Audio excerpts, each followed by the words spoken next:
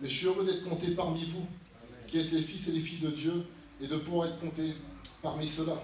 C'est important, mais au-delà d'être au même endroit, au-delà d'être compté parmi vous, je suis surtout content d'être avec vous. Parce que l'Église de Dieu, c'est pas simplement plusieurs personnes au même endroit, c'est plusieurs personnes ensemble qui forment une seule entité qu'on appelle l'Église. L'apôtre Paul dit à Timothée, dans la deuxième lettre au chapitre 2, verset 22, ça fait beaucoup de deux. Beaucoup de deux, pourquoi? Pour rappeler que tu ne peux pas vivre la vie chrétienne tout seul. C'est pas une vie individuelle, c'est une vie collective. Et il dit, fuis les passions de la jeunesse et recherche la justice, la foi, la charité, la paix avec ceux qui invoquent le Seigneur d'un cœur pur. Il dit recherche avec, pas recherche parmi. Recherche avec eux, faites-le ensemble, aidez-vous là-dedans. Et c'est ça le but de l'Église. Un corps qui travaille tous ensemble, chaque partie, pour atteindre un but commun, à savoir l'appel de Dieu. Amen. Dans l'indépendance, il y a dépendance. J'ai trouvé ça sympa, je l'ai écrit, donc je le dis. Vous y penserez, moi je suis indépendant. Ouais, tu es dépendant. Dépendant de ton orgueil. Et c'est important de sortir de ça et de travailler tous ensemble à l'œuvre de Dieu. En tant qu'Église, tu ne peux pas juste t'asseoir et dire je suis venu à l'Église. Non, tu dois être l'Église, mais tu ne peux pas l'être tout seul. On l'est tous ensemble. Donc ça, c'est vraiment important. Donc c'est pour ça que je suis content d'être là ce matin. La dernière fois, le pasteur Pierre a prêché, sur le verset d'Ésaïe qui dit « Un enfant nous est né, un fils nous est donné ». Vous vous rappelez de ce message? Voilà, en tout cas, il est sur YouTube, sur sa page, il est sur sa page Facebook, Pierre-Emmanuel Jean. J'ai toujours voulu dire ça en étant filmé. Non, en tout cas, je vous invite vraiment à redécouvrir ce message. Un enfant nous est né, un fils nous est donné. Il nous parlait dans ce message du fait qu'il fallait qu'on grandisse dans notre propre nature, dans la compréhension de notre nature. Pourquoi? Parce que c'est un fils qui nous est donné. Donc il faut qu'on atteigne ce niveau de fils, c'est-à-dire de grandir dans la foi, dans notre stature d'enfant de Dieu. Il y a un passage qu'on va lire un peu plus tard qui dit « Nous sommes enfants de Dieu, mais ce que nous sommes n'a pas été encore manifesté ou révélé selon des versions. » Et bien j'aimerais vous dire que nous sommes l'Église de Dieu. Mais ce que nous sommes n'a pas été encore révélé et manifesté. On a besoin de révélation aujourd'hui. On a besoin de révélation ce matin pour pouvoir atteindre la manifestation. On veut tous voir la manifestation des dons de l'Esprit, et c'est juste, et c'est intelligent de le vouloir. On veut tous voir la manifestation du royaume de Dieu, c'est juste et c'est intelligent de le vouloir. Mais on doit d'abord avoir la révélation de ce que c'est.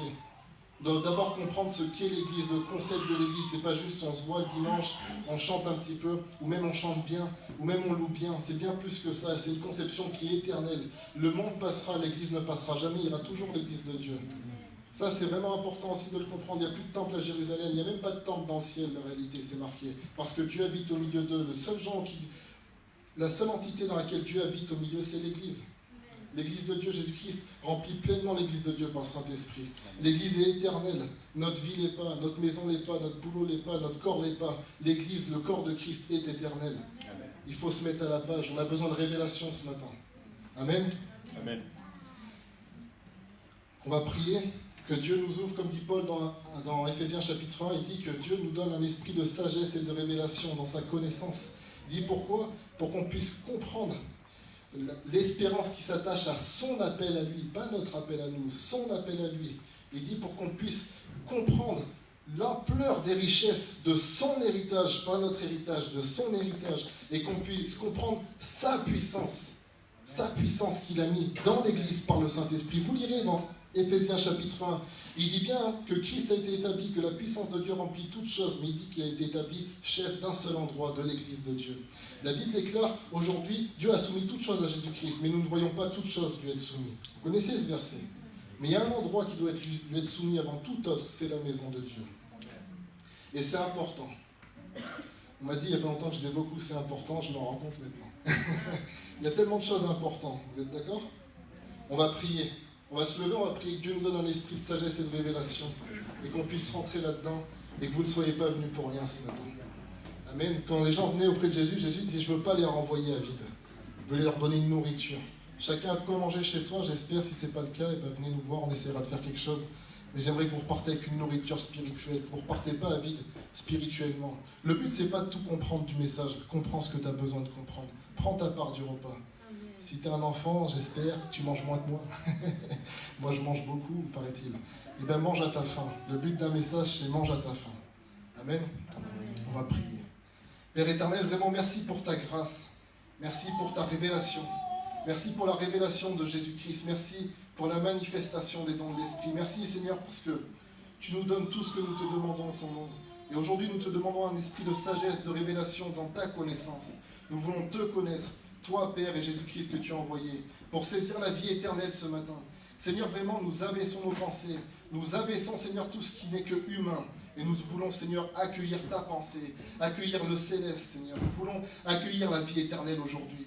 Vraiment, Seigneur, dispose nos cœurs, dispose notre entendement, dispose nos yeux, qu'on puisse comprendre ce qu'on voit, qu'on puisse comprendre ce qu'on entend, qu'on puisse, Seigneur, parler avec des mots clairs au nom de Jésus-Christ.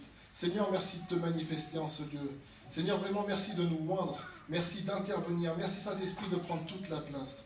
Sois béni au nom de Jésus-Christ. Amen. Amen. Vous pouvez vous asseoir. On va lire deux passages rapides. Dans Romains chapitre 8, versets 19 et 21, et ensuite dans 1 Jean chapitre 3, verset 2.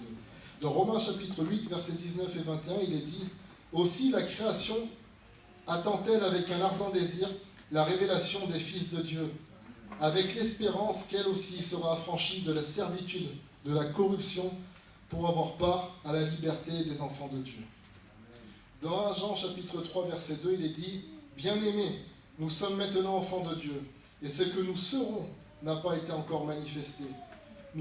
Mais nous savons que lorsque cela sera manifesté, nous serons semblables à lui, parce que nous le verrons tel qu'il est. » On voit dans ces deux textes qu'il y a une évolution. Il nous parle premièrement d'une révélation, la révélation des enfants de Dieu, et ensuite il nous parle que ce que nous sommes va être manifesté. Il y a une révélation de ce que nous sommes qui amène à la manifestation de ce que nous sommes. C'est deux points importants qu'on va traiter aujourd'hui, la révélation et la manifestation, dans une suite logique. Si vous êtes habitué à lire la Bible, en tout cas vous me direz ce que vous en pensez, moi j'ai constaté une chose, c'est que Dieu dévoile et révèle peu à peu son plan. Vous constaterez que Dieu a changé dans sa forme d'expression. Dans le livre de la Genèse, on voit que Dieu parle par des anges aux êtres humains. Donc il parle par des êtres qui ne sont pas de ce monde. On est d'accord ? Il se manifeste par des esprits purs, des esprits d'un autre monde. Et il parle à des hommes. Ensuite, à partir d'Exode, Dieu parle par les prophètes. Voilà. Ensuite, à la fin des temps, comme dit Hébreux chapitre 1, Dieu nous a parlé par son Fils. Après avoir parlé dans les temps anciens à nos pères par les prophètes, Dieu nous parle dans ces derniers temps par son Fils. Et c'est une grande grâce. La Bible dit que beaucoup de prophètes, beaucoup de rois, même les anges aimeraient plonger leur regard là-dedans et n'ont pas pu. Et ça nous a été donné à nous, à notre génération. Beaucoup auraient aimé voir ce qu'on vit, beaucoup auraient aimé vivre ce qu'on vit. Et pourtant, nous, on aimerait vivre ce qu'eux ont vécu. Mais en réalité, nous avons accès à quelque chose qu'ils ont prophétisé, qu'ils ont aperçu de loin, mais qu'ils n'ont pas obtenu en héritage, parce que Dieu a quelque chose de mieux pour nous, afin qu'il ne passe pas sans nous à la perfection. Dit Hébreux chapitre 11. Vous connaissez ces textes. Amen. On voit aussi que même la présence de Dieu s'est rapprochée du peuple au fil du temps. Au début, Dieu parlait au peuple d'Israël dans le désert. C'est dit, pour la petite histoire, voilà, il y avait une mini-ville, un petit campement de bédouins, on va dire. Voilà, avec des tentes où il y avait le peuple de Dieu qui vivait dedans, les Israélites en l'occurrence. Et la tente où Dieu se manifestait, le lieu où Dieu se manifestait, était mis en dehors du camp. Okay ? La présence de Dieu se manifestait en dehors du camp. Après, il y a eu un autre temps, le temps des rois, où Dieu a manifesté sa présence dans un temple qui était au milieu de la ville à Jérusalem, au milieu du pays. Mais aujourd'hui, il n'y a plus ce temple-là non plus. Il n'y a plus cette tente en dehors du camp, il n'y a plus ce temple à Jérusalem. Où est-ce que Dieu se manifeste ? Dieu se manifeste dans le croyant. Dieu a rapproché sa présence des humains. Dieu s'est rapproché de nous. Alors rapprochons-nous de lui aussi. Amen. Donc on voit que dans la parole de Dieu, de Genèse à Apocalypse, il y a un dévoilement, une révélation du plan de Dieu, peu à peu, d'étape par étape, de gloire en gloire, de plus en plus glorieuse. Pourquoi ? Parce que cette révélation amène à une manifestation qui est de plus en plus glorieuse. Jésus disait une chose, il parlait à ses disciples, il dit « J'ai encore beaucoup de choses à vous dire, mais vous ne pourriez pas les supporter. » Il parle aussi du vin nouveau dans des vieilles outres, que si tu mets le vin nouveau dans une vieille outre, l'outre le casse parce que le vin, il est en mouvement. Donc qu'est-ce qu'a fait Dieu ? Il a révélé peu à peu son plan en même temps qu'il nous changeait pour qu'on puisse le supporter. On est censé manifester quelque chose de plus grand que les premières générations. Et c'est ce que nous allons faire si nous le croyons et si nous le faisons. Amen. Est-ce que vous croyez en ces choses-là ? Le titre du message de ce matin, c'est « Christ en vous, l'espérance de la gloire ». On va lire un passage bien connu dans Colossiens chapitre 1, versets 25 et 27. C'est Paul qui parle, il dit « C'est d'elle », donc il parle de l'Église, « c'est d'elle que j'ai été fait ministre, selon la charge que Dieu m'a donnée auprès de vous, afin que j'annonçasse pleinement la parole de Dieu, le mystère caché de tout temps et dans tous les âges, mais révélé maintenant à ses saints, à qui Dieu a voulu faire connaître quelle est la glorieuse richesse de ce mystère parmi les païens, savoir Christ en vous, l'espérance de la gloire. Amen. On va partir à partir de ce texte, et on va étudier notre sujet, la révélation et la manifestation. Est-ce que vous êtes avec moi? Amen. Ben, je suis avec vous aussi. Premier point, la révélation. Dans Apocalypse chapitre 3, verset 20-22, il est dit une chose. « Voici, je me tiens à la porte et je frappe. Si quelqu'un entend ma voix et ouvre la porte, j'entrerai chez lui et je souperai avec lui et lui avec moi. Celui qui vaincra, je le ferai asseoir avec moi sur mon trône, comme moi j'ai vaincu et me suis assis avec mon Père sur son trône. Que celui qui a des oreilles entende ce que l'Esprit dit aux églises. » Celui qui vaincra, Jean nous dit, votre victoire sur le monde, c'est votre foi. Croire en Jésus-Christ. Jésus nous dit dans ce texte qu'il veut venir habiter en nous. C'est ça la révélation à comprendre de cette génération depuis la croix. Christ en vous. Voilà le mystère caché que Dieu a révélé à la fin des temps. Christ en vous. C'est quelque chose de vraiment fort parce qu'on vit, comme je dis, dans cette période où les prophètes, tous ces gens-là, voulaient vivre ce qu'on vit. Pourquoi? Parce qu'ils ne vivaient pas ce qu'on vit. Eux, ils avaient l'esprit de Christ qui leur témoignait qu'un jour viendra ce temps-là. L'esprit du Christ leur disait, voilà, un jour viendra un temps où cet esprit qui est actuellement sur vous, parfois avec vous, sera dans le peuple. Vous savez, les prophètes qu'on aime et qu'on aime lire, moi je suis un grand fan des ministères prophétiques de la Bible, c'est quand même des personnages, hein. Mais ces personnes-là n'avaient pas forcément l'esprit de Christ en eux. C'est dit, la main de l'Éternel me saisit, l'esprit me saisit. Mais ils n'étaient pas remplis comme nous on est remplis. Et ils aspiraient à ça, et pourtant ils étaient saints, et pourtant ils faisaient tous leurs efforts, et pourtant ils avaient des visions, et pourtant ils servaient Dieu, et pourtant il se passait des miracles. Et pourtant ils n'avaient pas ce que nous avons. Question reste, qu'est-ce que nous faisons? Si sans avoir ça ils atteignaient ce qu'ils atteignaient. Pourquoi est-ce que Dieu les a punis? Non, c'est que Dieu avait prévu un temps où eux et nous, on formerait un seul peuple éternel, et que Dieu ne pouvait pas tout révéler à leur époque, parce qu'il fallait qu'il en reste un peu pour nous. Et comme on dit, le meilleur est toujours pour la fin. Amen. Et nous sommes dans ces temps de la fin. Par la grâce de Dieu, moi je suis vraiment heureux, j'ai vraiment eu une chance, une bénédiction, c'est que je suis allé plusieurs fois en ce qu'on appelle la Terre Sainte. Vous connaissez cette expression? Oui, je suis parti pèleriner en Terre Sainte. Non, je suis allé en Israël, tout simplement. Quand tu vas sur EasyJet, c'est pas marqué voyage en Terre Sainte, c'est marqué Tel Aviv, Ben Gurion. Mais voilà, on va faire prophétique, je suis allé en Terre Sainte. Je suis allé dans ce que les gens appellent la Terre Sainte. Et plusieurs fois, à plusieurs reprises, pendant un certain temps, j'ai eu cette grâce de voir Jérusalem, j'ai eu cette grâce de m'asseoir sur le mont du Temple, j'ai eu cette grâce de voir Mitzpah, Bethel, tous ces dieux dont la Bible parle, où Dieu a établi, fut un temps, sa présence. J'ai eu la chance d'être là, de discuter avec les gens, de prier dans ces endroits, de prier pour des gens, de voir des guérisons, des miracles, des délivrances dans les marchés, etc. etc. On n'est pas là pour parler de soi, mais c'est intéressant de témoigner. Pourquoi je vous dis ça? J'ai eu cette chance d'aller là-bas et de voir que Dieu n'y était pas. Et j'aime y retourner pour me rendre compte de ça. Pourquoi? Tu me dis, t'es sadomaso, qu'est-ce qui t'arrive? Tu vas sentir là où Dieu n'est pas. J'ai senti Dieu là-bas comme je l'ai rarement senti ailleurs, mais pourtant Dieu n'y était pas. Non, ça se tient pas ce que tu dis. Je vais vous raconter une histoire personnelle, vu que j'aime bien raconter ma vie. Non, je rigole, mais en tout cas c'est bien, comme ça vous voyez quelque chose de concret. J'ai perdu ma mère, on se comprend, à l'argent de la patrie céleste, il y a maintenant 8 mois, je crois, 8-9 mois. Ma mère avait une maison pas très loin d'ici, donc il y a mon frère et moi désormais. Et dans cette maison, vous comprenez bien, ma mère y vivait seule, elle était veuve depuis 14 ans, donc ça... c'est une maison de femme, quoi. C'est propre, il y a plein de bibelots, il y a des vêtements, il y a du parfum. Mais en 9 mois, laisser 2 garçons dans cette maison, et ben ça sent l'homme, comme on dit. C'est-à-dire qu'on a fait du sport, on a fait des travaux. J'ai moins fait de sport que mon frère, je le reconnais. Mais en tout cas, il y a eu du mouvement dans cette maison. On y a mis nos affaires. Forcément, on va dire que ça sent notre odeur. Vous comprenez l'idée de ce que je veux dire, de ce que j'avance. Vous comprenez de ce côté? Ok, super. Ben, regardez, ce qui est assez phénoménal, hein, c'est vraiment particulier dans cette maison, je pense comme chez tout à chacun, ben, c'est que quand je rentre dans cette maison, forcément, là où on a mis nos affaires, je dis, ah ben là, mon frère était là, tu le sais, tu vois ce que je veux dire. Mais les pièces que ma mère a le plus fréquentées sentent encore l'odeur de ma mère. Sincèrement. Mais c'est même perturbant des fois, je me dis, ouais, je ne vais pas trop rester là, ça devient bizarre. Mais pourquoi? Parce qu'il reste quelques habits qu'elle avait portés. Et malgré notre odeur de mec, malgré nos déodorants qui sentent à 10 000 km, malgré tout ça, malgré le sport, malgré tout, c'est vraiment impressionnant. Tu rentres dans cette pièce, ouah, ça sent l'odeur de ma mère. Pourtant, elle n'y est pas. C'est parlant ce que je vous dis. Et c'est une réelle image de ce qui se passe quand tu marches dans ces lieux que Dieu a fréquentés, que Dieu a touchés. Tu y vas, tu sens Dieu. Dieu est passé par là. Même s'il n'y est plus, rien que son odeur, elle est bonne à sentir. La Bible dit, ton parfum exhale le nard. Vous connaissez ce passage dans le Cantique des Cantiques, etc. Dieu a un parfum, et c'est agréable d'aller le sentir, parce que quand on vit des fois dans un environnement qui ne sent pas Dieu, on préfère aller quelque part qui sent son odeur. C'est par logique, c'est intelligent. Et en tout cas, on a eu cette chance de le faire à plusieurs reprises. Et ce qui m'a beaucoup parlé, pourquoi je vous dis ça? Parce qu'il y a vraiment une expérience qu'on a pu vivre à plusieurs reprises avec Lydie, vraiment forte en Israël, ou dans d'autres endroits, bien entendu. Et vu que vous saviez qu'on y était il n'y a pas longtemps, eh ben, on va parler d'Israël. C'est que lorsqu'on allait là-bas, on sentait Dieu en nous qui nous conduisait là-bas. Je ne voyais pas forcément Dieu en dehors de nous, tu vois ce que je veux dire? C'est-à-dire Dieu vit dans le croyant aujourd'hui. Dieu, je ne veux pas choquer qui que ce soit, mais Dieu n'habite pas dans le mur des lamentations. Tu vois? Dieu n'habite pas sur le mont des Oliviers. Dieu n'habite pas dans le Saint-Sépulcre. Tu sais, ils l'ont vu il n'y a pas longtemps, il n'y avait pas de corps dedans. Sans blague.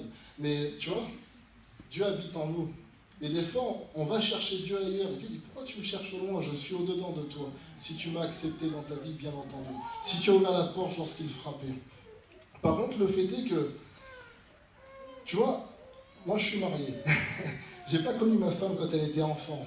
Tu vois ce que je veux dire? Et des fois, j'aime bien être avec elle, on va chez ses parents, sa mère, elle aime bien les photos, elle nous sort des photos de Lydie petite, et j'avoue que j'aime bien regarder, c'est marrant de voir ma femme dans un autre contexte, et elle me raconte, elle me dit, bah tu vois, cette photo, on l'a prise, je faisais ceci, ceci, cela. C'est exactement ce qui se passe quand tu vas en Israël avec Jésus en toi. Il dit, bah t'as vu ici, là, j'ai grandi, là. Au fait, t'as vu, là, quand tu marches dans Nazareth, tu sens l'esprit qui s'agite en toi, qui dit, bah t'as vu, j'ai marché ici. Mais je ne m'attends pas à le voir en dehors de moi. C'est Christ en moi qui témoigne d'un bon souvenir d'enfance, d'un bon souvenir de sa présence. Et pourquoi je dis ça? C'est pas pour démystifier le lieu, c'est pour lui rendre toute sa valeur, justement. Parce que la Bible a dit, par exemple, si tu reconnais un prophète en qualité de prophète, tu reçois la bénédiction d'un prophète. T'imagines si tu vois un prophète et que tu dis, bah vas-y, donne-moi la bénédiction de pasteur, tu reçois avant nous? Il n'est pas pasteur, il n'a pas la bénédiction d'un pasteur. Il faut reconnaître les choses telles qu'elles sont pour recevoir la bénédiction qu'ont ces choses-là. On est d'accord? Bah, si tu vas dans certains lieux, d'une certaine manière, tu reçois cette bénédiction. Je m'attarde, mais je vais aller plus vite. C'est ce qu'on a vécu avec Lydie. Quand on est arrivé à Jérusalem, moi, chaque fois que je vais à Jérusalem, comme je dis toujours à Lydie, bah, j'ai pas besoin de GPS, je sais où je vais, parce que je sens l'intensité de Dieu devenir de plus en plus forte. Qui est déjà allé à Jérusalem ici? Personne? Bah, quand vous y allez, vous comprendrez que c'est délicat de ne pas avoir de GPS dans cette ville-là. C'est vraiment le Moyen-Orient, tu sais, ça part dans tous les sens. Et on a commencé à partir, bah, je dis tiens, on va aller faire un tour dans la vieille ville. On va aller vers le mur des lamentations, vu que derrière il y avait le temple à l'époque, voir un peu ce qui s'y passe. On a commencé à sortir, on était à une trentaine de minutes. Puis j'ai commencé à marcher avec le GPS. Je l'ai posé, chanter la présence de Dieu. Plus on s'approchait, plus elle s'intensifiait. J'ai dit, bah faisons un test. Tout le monde dit que tu te perds dans Jérusalem. J'ai dit, on va voir. On va voir si c'est vraiment Dieu qui nous conduit. Bon, on est arrivé devant, vous imaginez bien. Et c'était fort, il y avait la présence de Dieu. Pourquoi? Mais c'était pas celle que je m'attendais. Moi, je m'attendais pas à toucher le mur et à m'envoler. Mais j'ai aimé aller devant ce mur. J'aime beaucoup le mur des lamentations. Je l'apprécie, je rigole bien avec lui. J'aime bien le toucher, j'aime bien me marrer, prier devant lui. Tu dis, mais pourquoi? C'est incohérent ce que tu dis. Bien sûr que non. Vous savez, quand j'étais devant le mur des lamentations, j'ai dit à Lydie, bah t'as vu, nous on n'aime pas se séparer. On est un peu un couple un peu... Tu vois? Donc on aime bien être ensemble. Il faut se séparer là-bas. Il y a un coin pour les hommes, un coin pour les femmes. J'ai dit, écoute, va prier, je vais prier. On se rejoint après. Et on est arrivé, on a vraiment vécu un instant fort. Je vous dis un instant fort, la présence de Dieu qui est vérifiable, parce que même les gens autour de nous, qui ne sont pas chrétiens, vous le comprenez bien, l'ont vécu, ils sont venus vers nous, sont venus toucher ce qu'on touchait, sont venus nous toucher, ont réellement vu la manifestation de la présence de Dieu. Mais bon, on n'est pas là pour raconter ça, je suis juste là pour vous expliquer le résultat. J'étais devant ce mur, j'ai prié, j'ai bâti, Seigneur, je ne vais pas prier le mur, mais ils prient tous là. Donc si tu veux les toucher, il faut bien prier autour d'eux. J'ai dit, bah Seigneur, voilà. Et honnêtement, j'ai tellement senti la présence de Dieu, c'est la première fois de ma vie. Tous ceux qui me connaissent savent que je suis un petit peu fou. Bah là, pour la première fois, j'ai eu peur de devenir fou. J'ai dit, bah Seigneur, il ne faut pas que je devienne fou là. Je suis avec Lydie, comment ça va se passer si je peux pas. Mais réellement, la présence de Dieu était tellement forte. J'ai dit, bah si ton cerveau il craque, là c'est fini. Donc là, il faut que tu te contiennes dans la présence de Dieu. Pourquoi? Vous savez ce que Dieu me faisait comprendre? C'était un moment historique qui se passait. J'étais devant ce mur des lamentations et Dieu me disait, voilà, les anciennes pierres rencontrent les nouvelles. Waouh! Comme Jean-Baptiste et Jésus qui se rencontrent. L'ancien monde et le nouveau monde spirituel. Waouh! J'étais devant, j'ai regardé ces pierres, je les ai checkées. J'ai dit, ben voilà, on a pris la relève, nous, l'Église, maintenant. Et c'était fort, je vous dis réellement, écoutez bien, quand vous voyez des centaines de juifs orthodoxes courir vers l'endroit où vous êtes, vous dites, ok, là c'est vraiment Dieu qui est en train de se manifester. Les anciennes pierres voyaient les nouvelles. Et j'étais heureux, je vais vous choquer, je pense que les pierres l'étaient aussi. Je me suis dit, bon, ben voilà, c'est bon, l'héritage est assuré. Parce que ça fait un moment qu'ils nous mettent des papiers, les gars, faites quelque chose. Non, je mets de l'humour, j'ai beaucoup de respect quand même pour ça. Parce que la réalité, vous savez ce qui est fort? Il se passe des choses au mur des lamentations. Il y a des gens qui touchent ce mur réellement, qui sont bénis. Il y a même des gens qui deviennent fous là-bas. Ils appellent ça le syndrome de Jérusalem. Vous allez regarder sur Internet. Les gens arrivent devant le mur des lamentations, ils ont des visions, ils pètent les plombs. Ils se prennent pour Jean-Baptiste, pour Élie. C'est une réalité, vous regardez, ils ont fait un hôpital pour ça. Il y a réellement une présence spirituelle. Mais je trouve ça énorme. Énorme de me dire que ça fait plus de 2000 ans que Dieu a quitté ce lieu et que juste l'impact de son odeur fasse ça.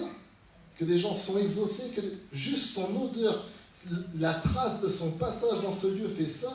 Mais nous qui avons l'odeur et la présence de Dieu dans nos vies, alors à combien plus forte raison on peut être impactant en tant qu'Église de Christ? On doit l'être.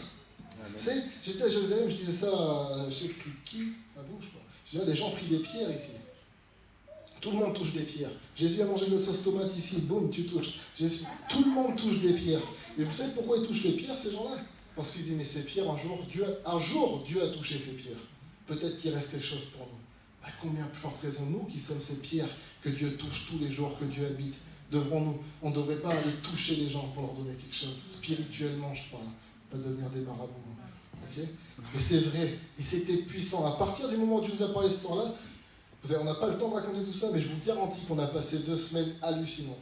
C'est-à-dire, on a vraiment vécu ce que c'était. Moi, je lis des passages et je me dis, tiens, ça doit être stylé quand les gens passent. Mais ça fait bizarre quand tu passes et que les gens, ils t'attrapent. Je veux juste te toucher parce que je sens qu'il y a Dieu avec toi.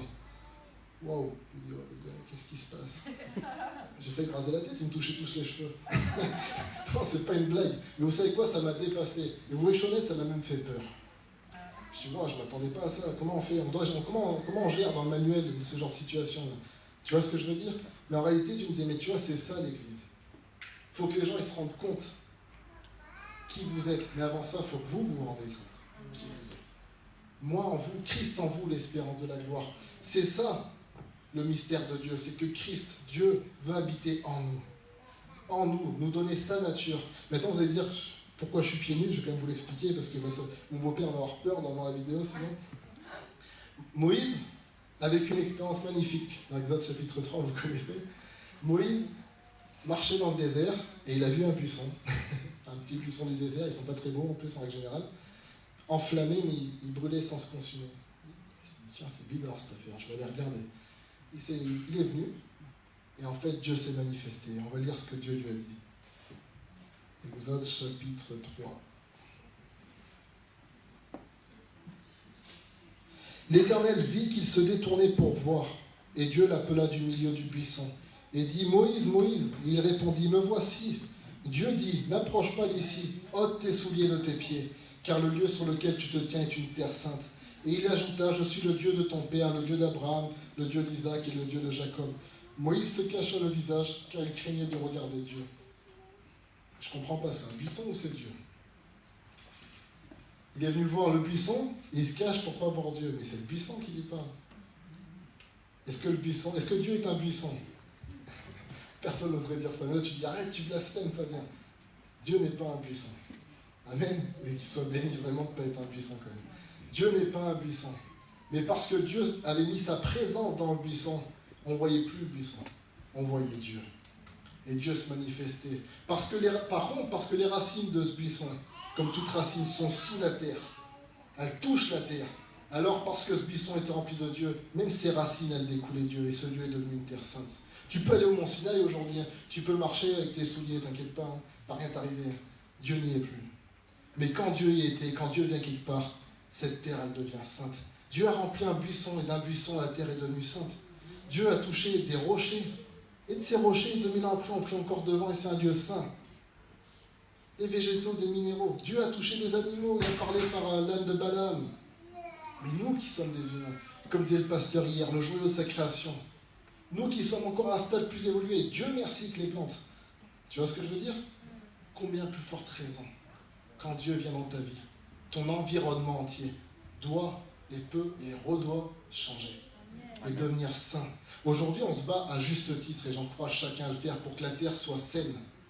Voilà, à cause de la pollution, etc. C'est notre devoir. La Bible dit dans l'Apocalypse, maintenant vient la rétribution à ceux qui ont détruit la terre. Il y aura une punition pour ça aussi. C'est normal. Donc j'aspire à ce que la terre soit saine. Mais le royaume de Dieu aspire à quelque chose de plus grand, à ce que la terre soit sainte. En tant que chrétien, bien sûr qu'on doit œuvrer pour l'écologie, mais il y en a plein qui le font. Par contre, les écologistes ne travaillent pas pour que la terre soit sainte, parce qu'ils ne connaissent pas la sainteté de Dieu. Peut-être qu'ils la connaîtraient, ils le feraient. Du moins, ils ne la connaissent pas. C'est à nous qu'il a été donné de rendre la terre sainte. Pourquoi? Par la présence de Christ qui vit en nous. Et nous qui touchons cette terre, nous qui sommes de ce monde, lui qui est esprit peut vivre en nous. Tu sais, on était à Nazareth avec Lydie, on marchait là. Bon, Nazareth, il n'y a rien, hein. Concrètement, c'est vraiment le bled. Il n'y a vraiment rien. Et j'étais là, bon, ça fait plusieurs fois que j'y vais, j'avais jamais trop aimé, en plus c'est un peu ghetto. Je dis, tu vas tout seul, ça va, tu es avec ta femme, c'est un peu plus gênant. Je dis, bon, allez, cette fois, on va y aller vraiment. Je dis, c'est la terre du Christ, on ne va pas se cacher sur la terre du Christ quand même. J'ai dit, allez, on y va, on verra ce qui advienne que pourra, quoi. Et on y est allé, mais vraiment, franchement, mais la manifestation de Dieu. Vous savez pourquoi? À la suite d'une simple prière. Bah, t'as vu, Seigneur Jésus, maintenant, t'es esprit. T'es plus physiquement sur terre. Donc, en fait, concrètement, si tu veux marcher physiquement sur terre, c'est qu'au travers de nous que tu peux le faire. Bah, vas-y, fais-toi plaisir. Marche dans Nazareth comme t'as marché avant. Bon, on a découvert des lieux qui sont sur aucun site touristique. Mais franchement, il y avait la présence de Dieu. Vous voyez la vidéo dans la grotte qu'on vous a faite? Ouais. Bah, c'était à Nazareth. On a vécu des endroits, mais on sait exactement que c'est là où Jésus est. Jésus était heureux de remarcher au travers d'hommes dans ce lieu. Il veut faire la même chose pour chacun d'entre nous. Je vous dis pas ça pour faire genre le mec, il est ultra spirituel. Vous me connaissez, vous connaissez mes défauts. Et les défauts que vous connaissez chez moi sont bien réels. Et je dois les changer. Je suis meilleur que personne et je suis bien moins meilleur que beaucoup de gens. Okay? Mais pourquoi je vous raconte ça? Je vous raconte ça parce que la parole de Dieu me dit de le faire. Dans Jean chapitre 20, versets 30 et 31. Jésus a fait encore, en présence de ses disciples, beaucoup d'autres miracles qui ne sont pas écrits dans ce livre. Mais ces choses ont été écrites afin que vous croyiez que Jésus-Christ est le Christ, le Fils de Dieu, et qu'en croyant vous ayez la vie en son nom. On doit rendre témoignage des expériences qu'on vit avec Christ, non pas pour qu'on nous regarde comme ce qu'on n'est pas en plus, mais pour qu'on puisse regarder à celui qui nous fait vivre cette expérience, c'est-à-dire Jésus-Christ. Jésus-Christ veut manifester les mêmes expériences au travers de chacun de ses enfants. Voici les signes qui accompagneront ceux qui auront cru. 5% de ceux qui auront cru. Ceux qui auront cru, qu'ils soient dans le ministère ou non, ce n'est pas une question de ça. Il y a un ministère pour toute l'Église. Est-ce que vous me suivez? C'est cohérent ce que je vous raconte? Ouais, vous me dites, sinon c'est je m'appelle. Donc voilà, c'est d'elle, l'Église, que j'ai été fait ministre, dit Paul dans Colossiens, selon la charge que Dieu m'a donnée auprès de vous, afin que j'annonçasse pleinement la parole de Dieu, le mystère caché de tout temps et de tous les âges, mais révélé maintenant à ses saints, à qui Dieu a voulu faire connaître quelle est la glorieuse richesse de ce mystère parmi les païens, savoir Christ en vous. Il l'a révélé à ses saints. Tu dis, oh là-haut, moi je ne suis pas saint. Si Christ habite en toi, tu es saint, non pas à cause de toi, parce qu'il est saint. Le buisson, c'est un buisson. On comprend que les buissons du désert, ce n'est pas le buisson que tu as chez toi aujourd'hui avec plein de feuilles. C'est des buissons d'épines. On pourrait faire tout un message sur la couronne d'épines de Jésus. Je vous laisserai y réfléchir, mais c'est intéressant de voir que Dieu s'est manifesté dans un buisson d'épines et qu'à la fin des temps, il a fait pareil. Dieu a de l'idée. Mais ce que je veux dire par là, c'est qu'un buisson d'épines, il y en a plein dans le désert, mais c'est qu'autour de celui-là que c'est devenu saint, parce que Dieu a manifesté sa présence, parce que ce buisson, il a dit, bah écoute, t'es là, remplis-moi. Il s'est laissé remplir, donc tout ce qui découlait de lui, les racines, tout a transmis la sainteté de Dieu. Laisse-toi remplir de Dieu.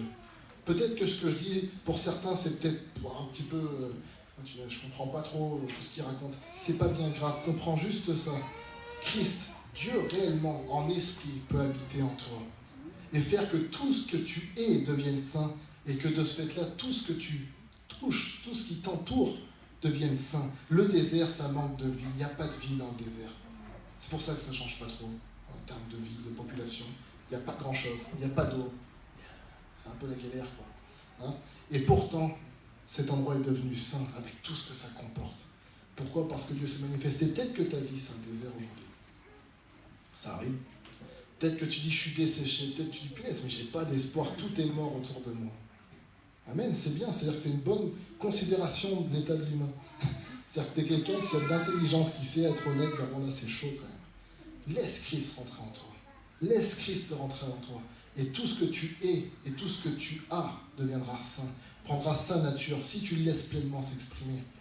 Je vais vous poser une question un peu folle. Quand je l'ai dit à ma femme, elle a éclaté de rire. Est-ce que vous auriez aimé être une tombe? Qui est-ce qui aimerait être une tombe ici? Bien joué. Tu parleras plus au prochain message. Tu devances toutes mes blagues. Non, réellement. Moi, j'aurais aimé être une tombe au moins une fois dans ma vie.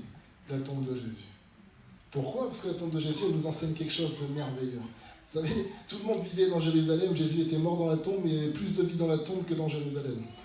Des fois, Jésus dit, t'es vu comme vivant, mais tu es mort. Et Paul, il dit, vu comme mort, pourtant nous vivons.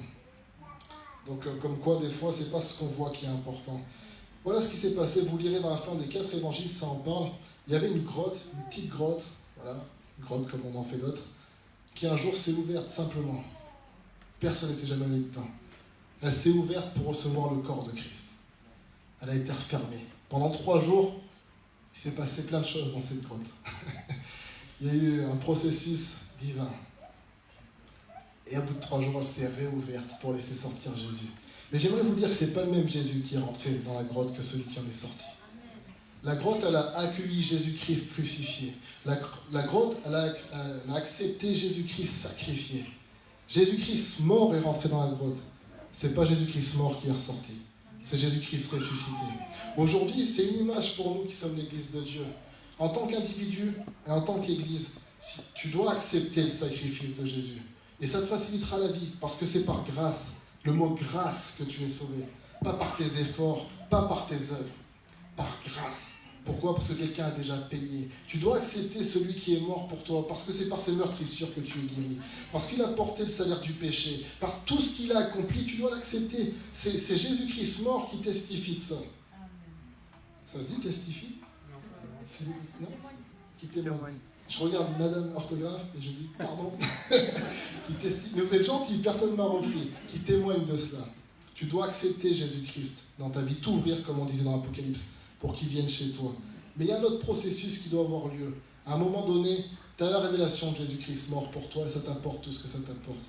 Mais tu dois atteindre cette manifestation de Christ en toi. T'ouvrir pour laisser sortir, non pas le Christ crucifié, mais le Christ ressuscité. Il y a une puissance dans la mort de Jésus.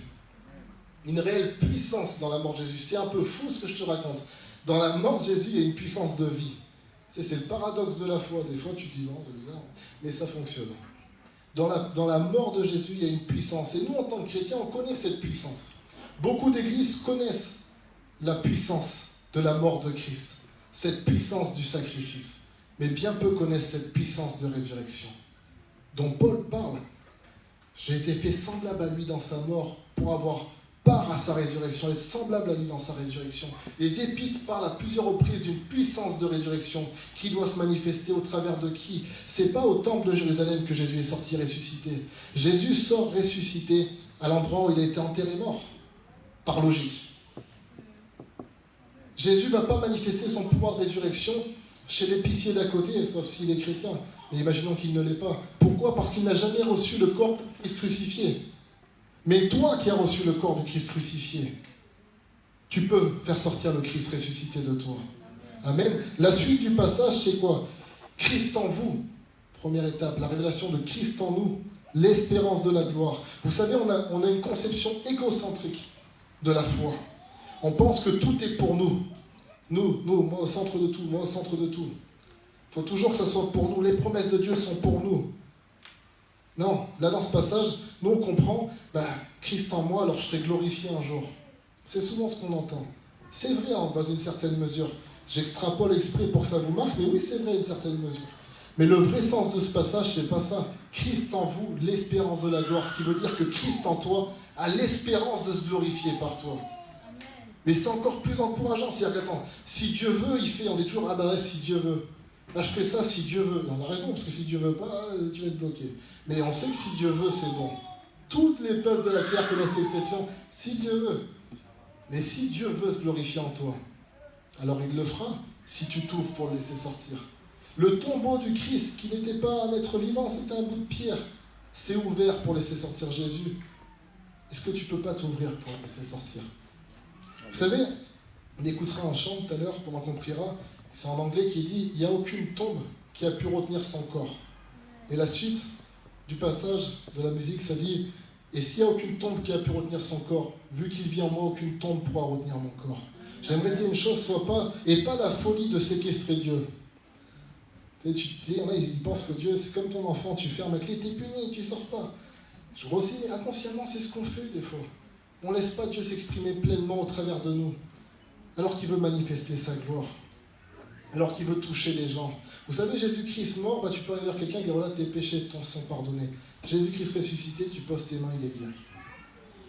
Amen. Voilà. Pourquoi toi? Non, Christ en toi. La grâce de Dieu, c'est une grâce. Christ en toi veut manifester sa gloire. C'est un vrai message d'espérance. En tant qu'Église, Christ veut sortir de nous pour aller toucher les gens. Amen. Tu seras gagnant, tu ne perdras pas la présence de Jésus, t'inquiète pas. Au contraire, elle sera efficace en toi. Amen. Amen.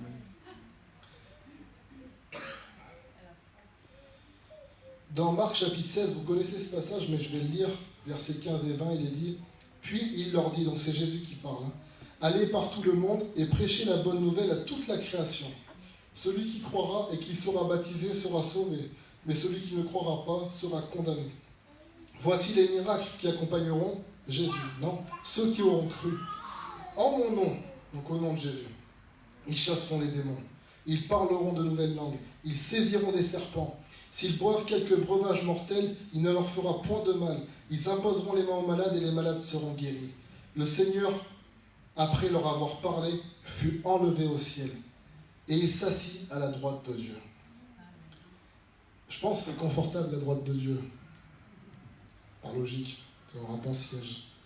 Donc je ne pense pas que Jésus va revenir assez facilement. Et ils s'en allèrent prêcher partout. Le Seigneur travaillait avec eux et confirmait la parole par les miracles qui l'accompagnaient. Pourquoi je vous ai fait cette blague nulle sur le siège? Concrètement, c'est pas cohérent ce qu'il a dit. Il a dit qu'il s'assit au ciel, il dit qu'il travaille avec eux sur la terre. Par quel moyen? Par son esprit en eux. C'est pas Jésus physiquement qui revenait les aider. C'est l'esprit de Christ en eux qui manifestait la nature de Jésus au travers d'eux. Nous sommes co-héritiers, co-ouvriers de Christ.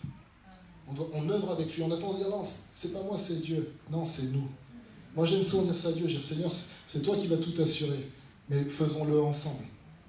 Tu vois, Kevin t'a conduit et Julien Leclin hier, c'est pas toi qui t'es marié. Tu leur servais de chauffeur. Ça va, c'est pas l'effort le pire au monde. Mais n'empêche qu'ils avaient besoin d'un chauffeur. Tu vois ce que je veux dire? La même chose, Dieu a besoin d'un canal pour exprimer sa nature.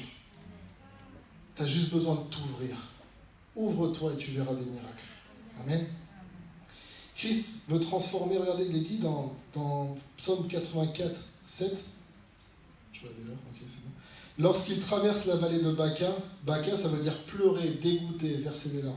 Lorsqu'il traverse la vallée de Baca, il la transforme en un lieu plein de sources et la pluie la couvre aussi de bénédictions.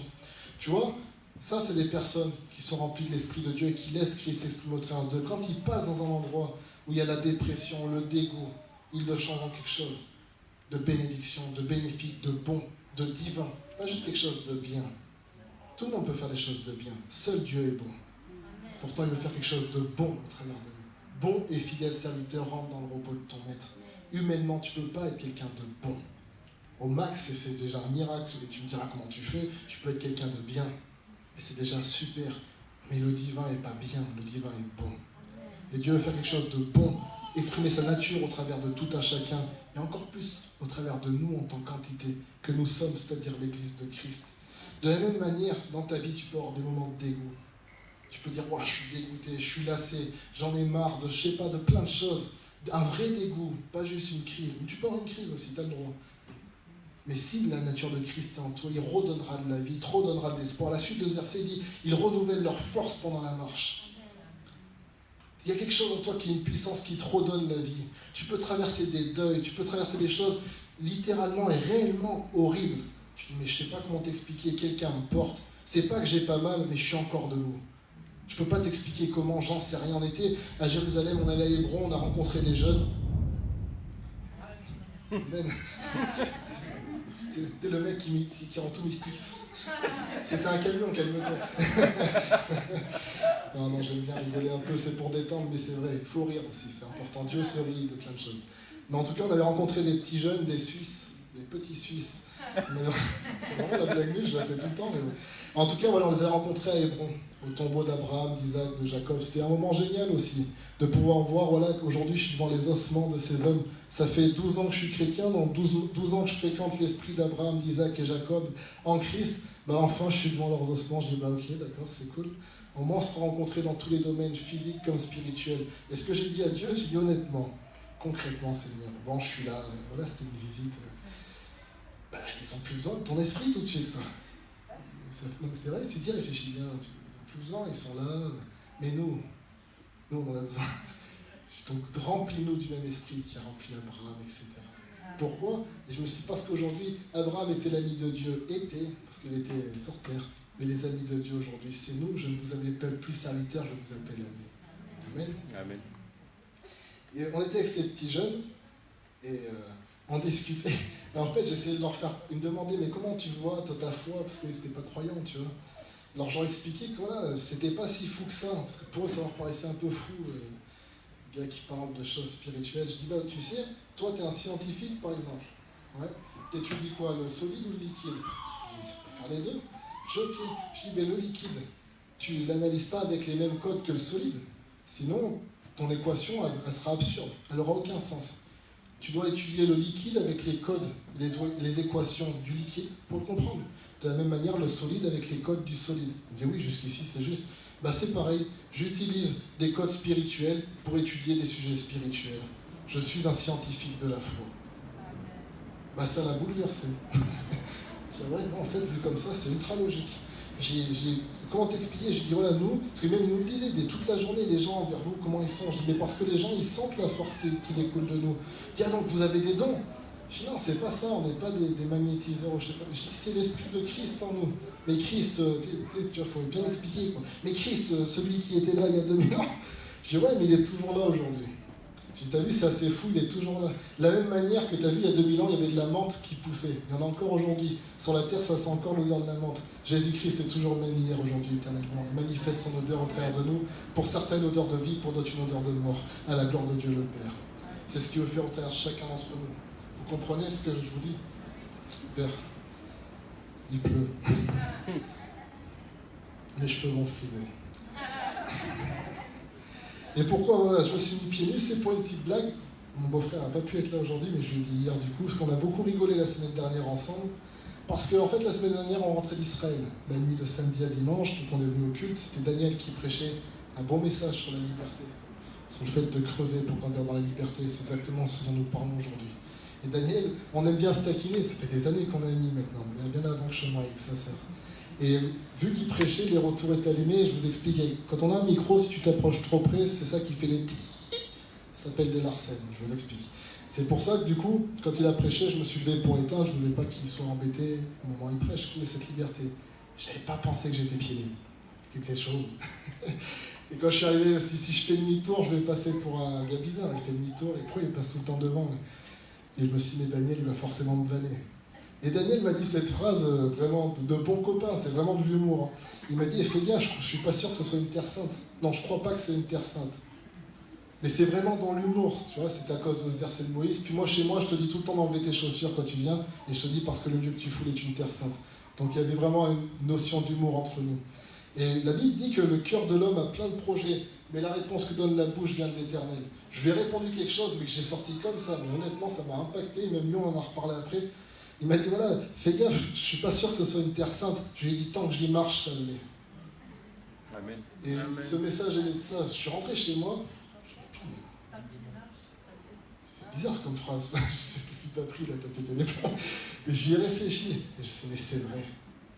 Parce que nous, on est sur cette terre. Et Dieu est en nous. Et Dieu est saint. Et ce qu'on touche doit devenir saint. Dieu veut manifester sa nature au travers de nous. L'endroit que tu marches peut devenir saint. Quoi? Si tu as reçu Jésus? Non, si tu le laisses s'exprimer par toi. Avant ça, il faut le recevoir. Tous les hommes de ta vie qui sont des TM, peut-être que ta vie c'est un tombeau. Peut-être tu dis, mais tout est mort chez moi. Tout est mort chez moi. Mais c'est pas grave. tout peut ressusciter. Amen. Lui, tout était mort chez lui aussi. Il est revenu à la vie. S'il vit en toi, tu reviendras à la vie. La question est, est-ce qu'il vit en toi? S'il vit en toi, tu es saint. Est-ce qu'il vit par toi? Ça, c'est la deuxième question à se poser. S'il vit par toi, tu dois voir sa manifestation dans ta vie. Amen. Amen. On va prendre un temps de prière, si vous le voulez bien. On va prier pour deux choses. La première chose, tout simplement, comme je disais, la première chose qu'on a relevée, c'est Christ en vous. Jésus veut vivre en nous. Je ne connais pas tout le monde et je ne suis pas en train de fixer qui que ce soit, je le précise. Mais si des personnes ici veulent vivre cette expérience de Christ en elles, et non, elles ne la vivent pas, tu sois là depuis 20 ans, tu sois là depuis 2 jours, mais fais un point, tu as des gens qui viennent tout le temps devant quand tu appelles pour qui veut recevoir Jésus. Si tu l'as reçu, tu l'as reçu, tu vois ce que je veux dire. Mais il faut être à peu près logique. Tu sais, si Christ vit en toi, Dieu certifie à ton esprit que tu es enfant de Dieu. Si ce n'est pas le cas, lève-toi. Voilà, je vous invite aujourd'hui à vivre cette expérience de résurrection de Christ qui vient vivre en toi. S'il y a des personnes, si on n'a pas, il n'y en a pas. Nous, on est libres en tout cas. Mais ce que je veux dire par là, c'est que c'est important. Parce que tu ne pourras jamais être la personne que tu veux être sans Jésus. L'humain a la pensée de l'éternité. L'humain, et c'est beau, l'être humain aspire à mieux. C'est génial quand même. Tu te rends compte quand même que tu es au bout du bout, tu aspires toujours à mieux. On a cette notion d'excellence. On se dit non, mais purée, je suis capable de plus que ça, mais j'y arrive pas, mais je suis sûr que je peux le faire. Il est vrai que tu peux le faire. Christ en toi. Paul il dit, j'ai travaillé plus que tous, non pas moi, mais la grâce de Dieu qui est en moi. La grâce de Dieu, la Bible dit, a été manifestée en Jésus-Christ, par la vérité qui est sa parole. Vous connaîtrez la vérité, nous disait Daniel la semaine dernière, et la vérité vous rendra libre. On peut rentrer dans cette dimension, si vous le désirez. Est-ce que certaines personnes veulent recevoir Jésus ce matin et vivre cette expérience au-delà des mots? Parce qu'on a fait un beau message, je pense, mais c'est des mots. Est-ce que quelqu'un veut voir la manifestation de ce message ce matin? Ouais. Avance-toi. Est-ce que d'autres personnes veulent recevoir Jésus ce matin? Je ne vais pas faire un tour de magie, inquiétez-vous pas, c'est pas magique.